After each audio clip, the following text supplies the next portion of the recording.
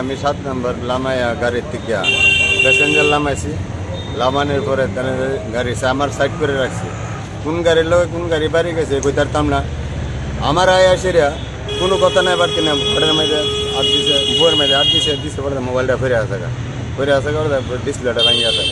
আর কোনো কথা নাই বাড়তি না, আমার 2-3 ঘুষি মেরে পেয়েছে, চাওয়া বাতারে মারে পেয়েছে। একটা ঘুষি মেরে পেয়েছি কেন, আরেকটা কেন দিল্লি বসে, আরেকটা ঘুষি মারছে। কে মারছে? কে মারছে? ওই তো আইটেন গাড়ি লেমা আসিরা দুজন লোক মায়েরা দুপুর দাপ্পার মায়েরা পেয়েছে। মায়েরা কয়ে কতটা খাইছি আমি। এরপরে দেখি দিব ওই আমার লোকের এক ভাই আসিল, এ ভাই আইসে পরে দেখো তুইও কেমন আইসস সর্দারি করতে জানো? দেখো না, আমরা সর্দারি করতাম আইসি না, আপনার শুধু দেখতাম আইসি গাড়িটা কিতা করছে না করছে, আমার ভাইয়ে কিতা করছে না করছে। ওই তারে বইটা পিছা দিয়ে আসে গাড়িটা লিয়ে আসে বেরিয়ে থাকা তাদের মোবাইলে যা বৃষ্টি বাসা গেলে গালাস করে গেছে। তো তরে আমি খাইছি।